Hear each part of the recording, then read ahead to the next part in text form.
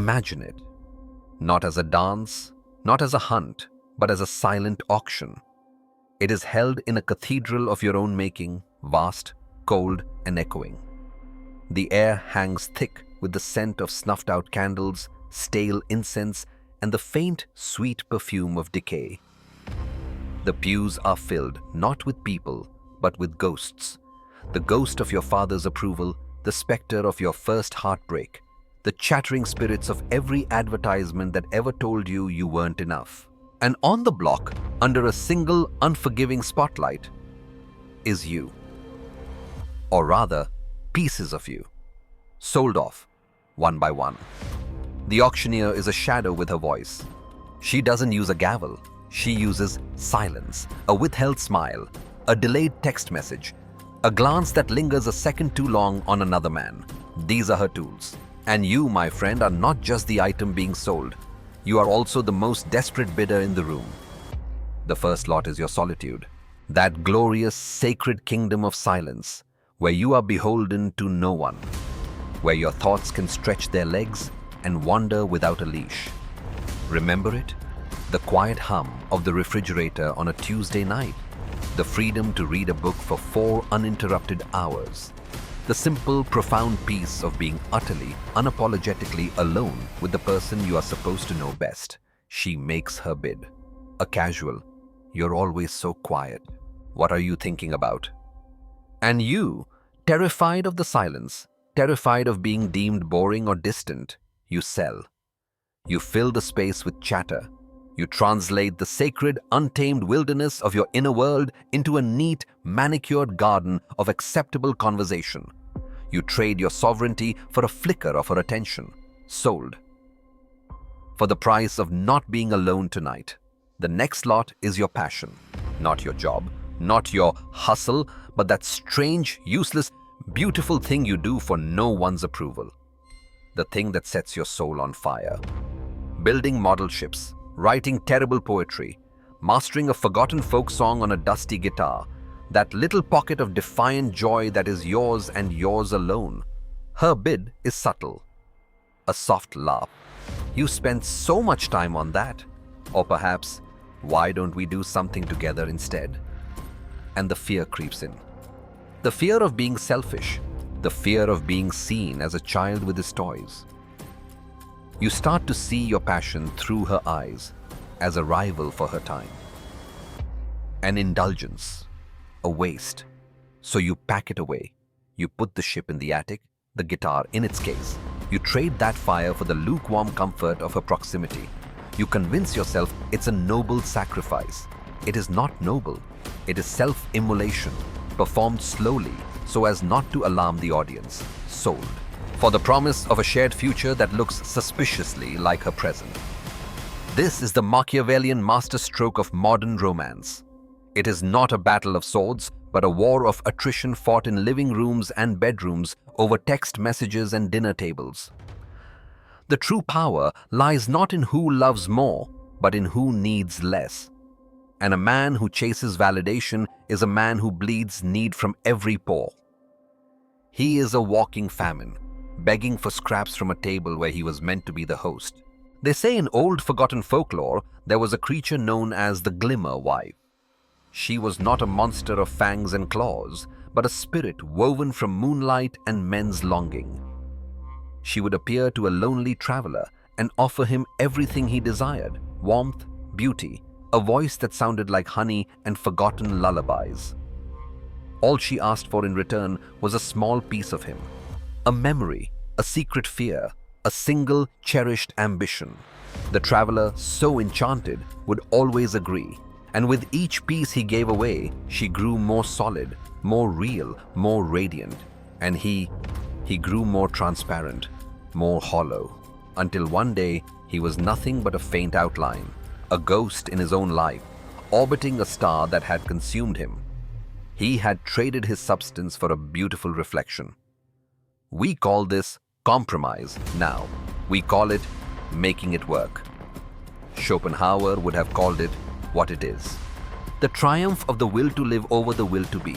The biological imperative dressed up in poetry, trampling over the fragile, sacred duty of becoming oneself. A 2024 study out of a clinic in Bern, one that studies the melancholic anxieties of the affluent, found something chilling. They called it erosive intimacy. They discovered that the more a man modified his core behaviors, values, and private rituals to placate a partner, the more his partner's subconscious respect for him diminished. He becomes predictable, safe, a utility. The very mystery she was drawn to is the one he willingly executes to keep her. He becomes the ghost and wonders why she is drawn to men with more substance. He is dancing with a wolf wearing a wedding dress, and he is the one who bought her the dress, sharpened her teeth, and laid out his own throat on a velvet pillow. This is the painful lucidity. She is not your enemy. Your neediness is. Your terror of the silence is the auctioneer. Your fear of your own company is the gavel. You have been bidding against yourself the entire time, driving up the price of your own soul only to hand it over for the fleeting warmth of a body next to you in the dark. The shift in power isn't about learning clever lines or manipulative tricks. That is a fool's game, the rattling of a beggar's cup. The true seismic shift happens in the dead of night, in the cathedral of your own soul, when the auction for your peace begins and you, for the first time, refuse to bid. You let the silence hang in the air. You let her wonder. You let the awful, terrifying possibility that you might be perfectly fine without her enter the room and take a seat. You reclaim your throne by demonstrating, not with words, but with quiet, unshakable being, that you are not for sale. So I ask you, and do not answer me. Answer the man you see in the mirror when the light is harsh and you have nowhere to hide. What piece of your kingdom have you pawned off most recently for a moment of warmth? Was it your silence? Your anger? Your strange, beautiful, useless joy? Name it. Hold it in your mind. And now tell yourself with brutal honesty what it would cost to buy it back.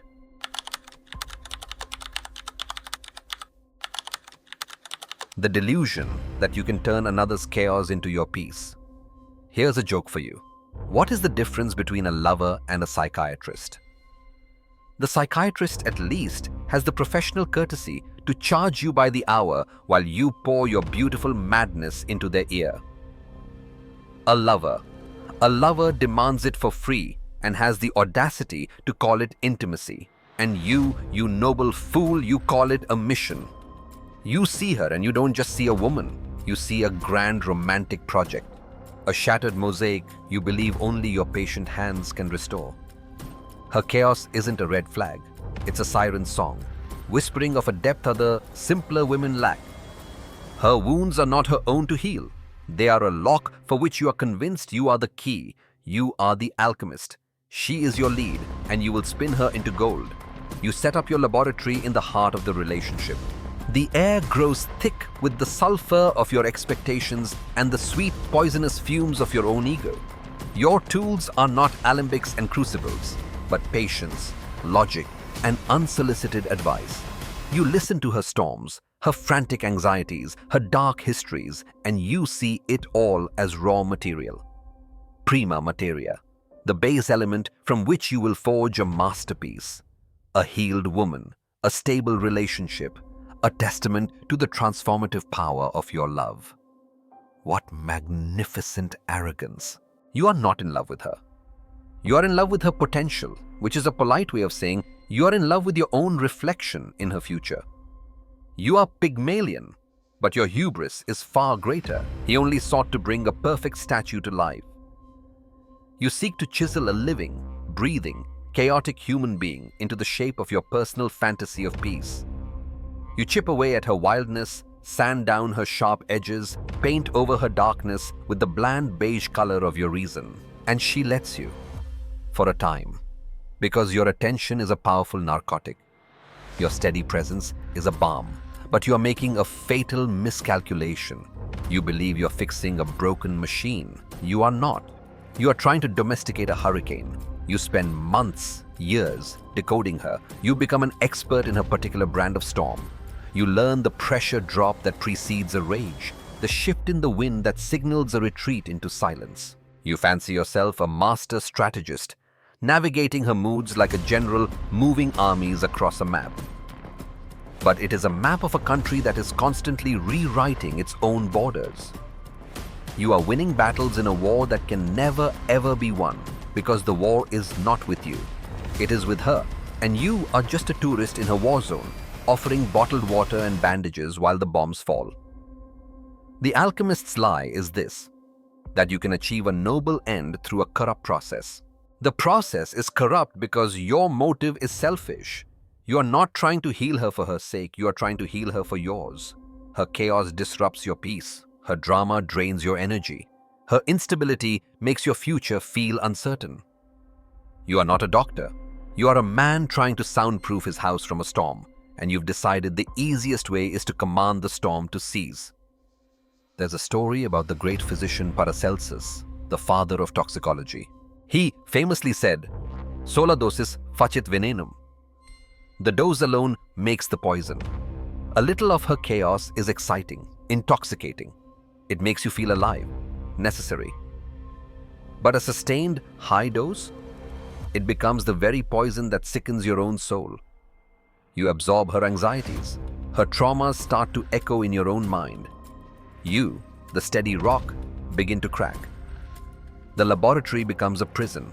The gold you were trying to create turns out to be mercury, a beautiful shimmering neurotoxin that slowly drives you mad.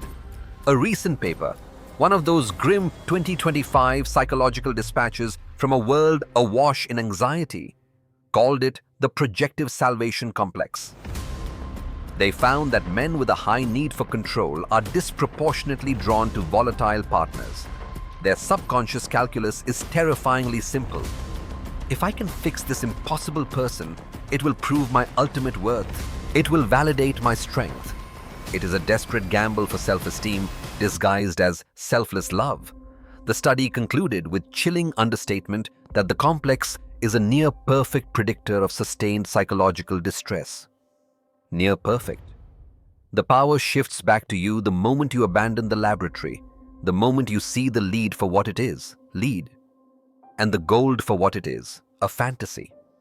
The liberation is in the acceptance that you cannot and should not be her cure. Her healing is her sacred journey, and your insistence on being the hero is a violation of her sovereignty and an act of suicide against your own. To truly love her is to hand her back the chisel and walk away from the statue. So, here is my invitation to you. A dangerous one. Imagine, just for a moment, that she is not broken, that all of her chaos, her drama, her darkness is not a flaw to be fixed, but her nature, as elemental and unchangeable as the tide. If there is nothing to save, nothing to heal, what then is your purpose in her life? And what does the silence that follows that question tell you about your own hollow places?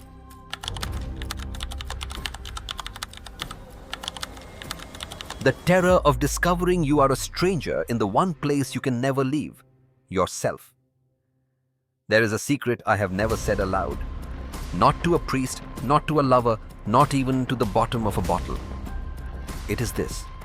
Sometimes, when the house is still, in that dead blue hour before dawn, I feel like a trespasser in my own life. The floorboards creak under a stranger's weight. The face in the bathroom mirror is a familiar mask, but the eyes belong to someone I don't recognize. The books on my shelves were chosen by a man I used to be. My own home, the fortress I have built against the world, feels haunted. And the ghost is me, the one I was supposed to become. This is the real reason men fear solitude. It's not loneliness. Loneliness is a simple ache, a temporary state of wanting company. It is manageable. No, this is a far deeper, more primal dread. This is the terror of self-confrontation. This is the fear that if you turn off the television, put down the phone, and shut out the clamor of the world, you will be left in a room with a person you have been actively avoiding for years, yourself. And you have become a brilliant escape artist. A relationship becomes the perfect distraction, doesn't it? A glorious, all-consuming noise machine. Her needs, her desires, her schedule, her drama, It is a beautiful, intricate tapestry that you can wrap yourself in, so you don't have to feel the cold draft coming from the locked rooms inside your own soul. You become the busy curator of her happiness, the dedicated fireman for her daily crises, because that noble work allows you to ignore the fact that your own house is burning to the ground. Every man's mind is a house. And in that house, there are rooms we no longer enter. The room of youthful ambition, where the dust-covered canvases of your great, unpainted masterpieces lean against the wall. The nursery of your vulnerability, where a younger, softer version of you is still waiting for a comfort that never came. The soundproofed basement of your rage, where you keep the injustices and humiliations chained to a wall, pretending you can't hear their muffled screams. We chase, we pursue, we lose ourselves in the labyrinth of another's heart, because it is less terrifying than navigating the hallways of our own. Kierkegaard called it the sickness unto death, the despair of not being your authentic self. He saw it as the ultimate human sin, not murder, not theft, but the quiet, slow, respectable suicide of the soul lived out in broad daylight. You are a ghost, sleepwalking through a life that belongs to a stranger who happens to have your name. Think of the old folk tales from the windswept northern coasts. Stories of a man who builds a fine house by the sea, but he builds it with no windows facing east toward the rising sun and no mirrors on any wall. He lives a life of contented shadow, never seeing his own face, never acknowledging the dawn. For years, he is happy. Then one day, a peddler comes to his door selling trinkets, and for a single coin, the man buys a small, polished silver mirror. He takes it inside, and in the gloom of his windowless home, he raises it to his face. But the face that stares back is not his own. It is the face of a terrified old man he has never seen before, with eyes full of a lifetime of regret. The shock of it stops his heart. He did not die of fright. He died of sudden, unbearable recognition. This is what we are running from. The glance in the mirror. Neuroscientists, those sterile poets of the modern age, have even mapped this haunted house. They call it the default mode network. It's the part of your brain that activates when you are doing nothing, when you are just being. And what does it do? It wanders the halls. It replays old conversations. It obsesses over past failures. It rehearses future anxieties. It knocks on the locked doors. They have recorded the electrical storms of shame and the dormant volcanoes of unspoken desire. Science has confirmed it.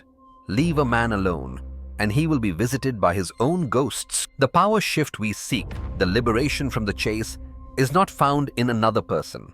It is found by turning around in the hallway of that haunted house, and instead of running, standing perfectly still. It is found in the terrifying, liberating act of deciding to meet the ghost, to walk into the dusty rooms, to open the windows, to face the man you were, the man you are, and the man you have been too afraid to be. This is the birth of true solitude, not emptiness, but presence. The transformation of a haunted house into a home. When you are no longer a trespasser in your own soul, you will no longer need to seek refuge in another's. Your presence becomes whole. Your silence becomes powerful. You cease to be a refugee and you become a king in a kingdom of one. And a king, my friend, does not chase. He attracts. So I will not ask you a question you can answer. I will give you a key. Tonight, when the world is asleep, find a quiet room. Sit in the dark and just listen. Listen past the hum of the fridge and the groan of the pipes. Listen to the silence inside you. And tell me, who is the first ghost to knock? What is the first forgotten voice that whispers your name from a room you haven't opened in a decade?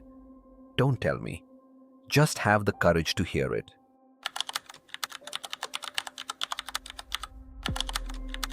How the pursuit of beauty is a beautiful way to die of dehydration. The old desert fathers, those madmen who went into the furnace of the wilderness to argue with God, used to tell stories of a particular demon. Not a tempter of flesh or gold, but something far more subtle, far more cruel. They called him Mirage, the spirit of the shimmering horizon. He would appear to a traveler, lost and dying of thirst, and he wouldn't offer a contract for his soul. He would simply point, and there, on the edge of the world, would be the most perfect oasis imaginable. The water bluer, the palms greener, the shade darker than anything in memory. It was always, the demon would whisper, just one more day's walk. The traveler, galvanized by hope, would march on, but the demon's trick was simple and unbreakable. The horizon is not a place, it is a concept. And so the traveler would spend the rest of his short life walking towards a paradise that moved with him, dying of thirst while staring at a perfect image of water. This is the nature of the modern chase. You have been handed a map, and on that map is an X that marks the spot of a beautiful woman, a perfect love, a life of validated bliss. The culture drew the map. The poets colored it in. Your own biology screams at you to follow it. And so you walk, you dedicate your life to the journey. You measure your worth by your proximity to that X. You are not in love with a person. You are in love with a destination on a cursed map. The pursuit becomes its own justification. It saves you from the terrifying, expansive boredom of the present. The chase gives you a story to tell yourself. I am the man who is pursuing the magnificent, the difficult, the extraordinary. It is a narrative of high drama. It makes you the hero of your own epic. The problem is, epics are about suffering. They are about long, arduous journeys, not about peaceful arrival. You have become addicted to the exquisite pain of the pilgrimage. You are Tantalus in the ancient myth, cursed by the gods to stand in a pool of water up to your chin with ripe fruit hanging just above your head. When you bend to drink, the water recedes. When you reach to eat, the branches pull away. We see this as a story of eternal punishment. I see it as a story of modern ambition. What if Tantalus chose his fate? What if he is terrified of what would happen if he ever actually took a bite? What if the quenching of his thirst, the satisfaction of his hunger would leave him with nothing left to do? He would be left alone in paradise with no reason to strive. And the silence of satisfaction is 1,000 times more terrifying to him than the agony of longing. We have become connoisseurs of exquisite thirsts. This is the engine of the chase. Modern science, in its infinite bloodless wisdom, has even given the demon a name: dopamine. It has shown us that the brain's reward system fires more intensely in anticipation of a reward than upon its reception. The hunter gets a bigger thrill from tracking the stag than from eating the venison. The gambler feels more alive just before the cards are turned than when he sees he has won. The lover is more captivated by the possibility in a glance across a crowded room than by the reality of a shared mortgage and arguments over who last took out the trash. Your brain is wired to be the traveler in the desert. It rewards you not for arriving at the oasis, but for the frantic, hopeful, desperate act of walking towards it. You're chasing a mirage because you are addicted to the shimmering, not the water. This is the great, painful liberation: to tear up the map, to declare the journey over, to stop, to sit down in the blistering heat of your present reality and start digging for water right where you are. This is an act of supreme rebellion against your own biology, against a culture that profits from your endless, unquenchable thirst. The power shift is not about finding a better oasis, a more beautiful destination. It is the realization that the map itself is the trap, the chase is the cage. Your freedom does not lie at the X. It lies in the courage to set the map on fire and deal with the vast, terrifying but ultimately real landscape of your own life as it is. Right now, you gain power not by reaching the goal, but by dismantling your need for one. So let me ask you this, you weary traveler. A mocking dare, perhaps. Look at the grand object of your pursuit. The woman, the status, the feeling you are exhausting yourself to obtain. Now, imagine you get it, all of it. Tomorrow morning, it's yours, no catch. What do you do the day after tomorrow? When the thrill of arrival has faded, what new horizon will you need to invent? What new desert will you need to cross to save yourself from the deafening silence of having finally arrived.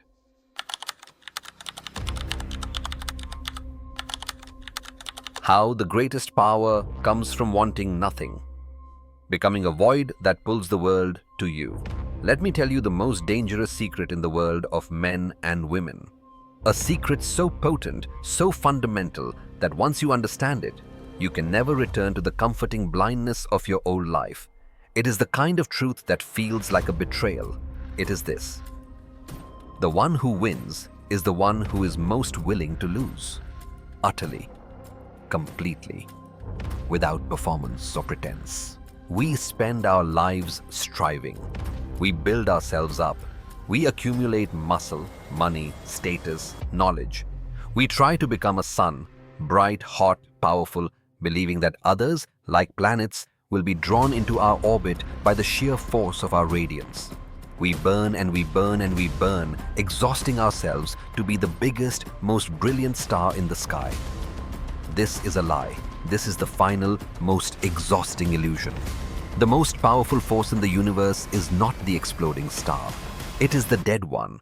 The one that has burned through all its fuel, collapsed in on itself, and become a black hole. A point of infinite density. A perfect void.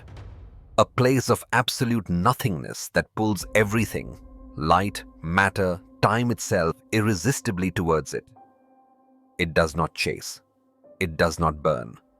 It does not signal its power. It simply is. And the universe rearranges itself around its emptiness. This is the ultimate shift in power. When a man finally, truly stops chasing what destroys him, when he stops the auction, abandons the laboratory, befriends the ghost in his house, and tears up the map to the Mirage, he does not simply become free. He undergoes a terrifying and glorious collapse. His neediness, his frantic desire for validation, his terror of being alone, all the fuel he has been burning to keep his sun bright, is extinguished. He collapses inward. He becomes a void. He wants nothing. And this is where the magic, the physics, the brutal Machiavellian truth takes over. In any human dynamic, the person with the least need holds the most power. The social scientists have a sterile, academic name for this: the principle of least interest. It's a term so bloodless it's insulting. They fail to capture the terrifying beauty of the mechanism. It is not a principle. It is a law of psychological gravity. A woman, or indeed any person, is a universe of frantic burning needs. The need to be seen, to be desired, to be secure, to be right. Her life is a cosmos of anxieties, passions, and orbiting desires. When she encounters a man who is a sun, burning just as brightly with his own needs, his own desperate signals for validation, they either collide in a fiery explosion of drama or they repel each other, two stars pushing each other away. But when she encounters the void, when she encounters a man who is genuinely, authentically, peacefully, and completely fine without her, a man who does not need her validation, does not crave her approval, does not fear her absence, his nothingness becomes an event horizon. Her own neediness, her own gravity has nothing to push against.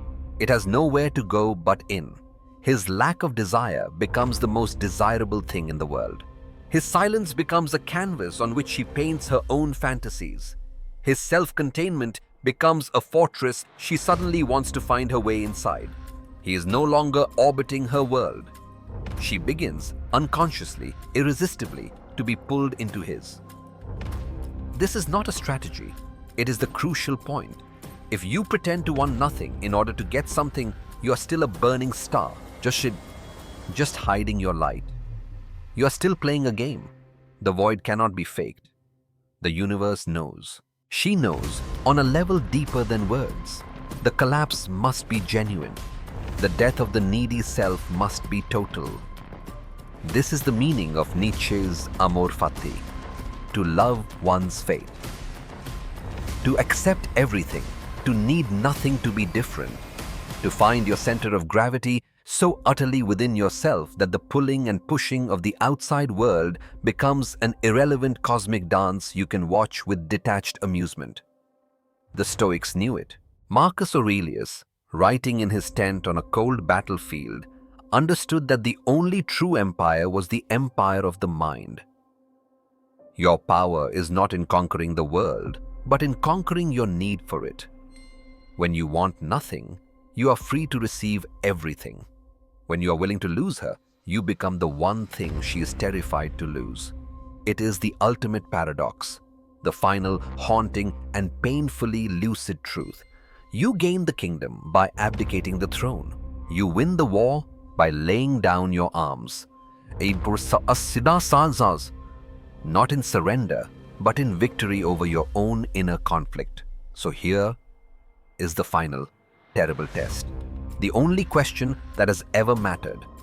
Can you look at the person, the outcome, the desire whose validation you crave most in this world, and can you, in the quietest, most honest chamber of your heart, genuinely let it go? Not as a tactic, not as a bitter retreat, but as an act of supreme and terrifying liberation. Can you survive your own freedom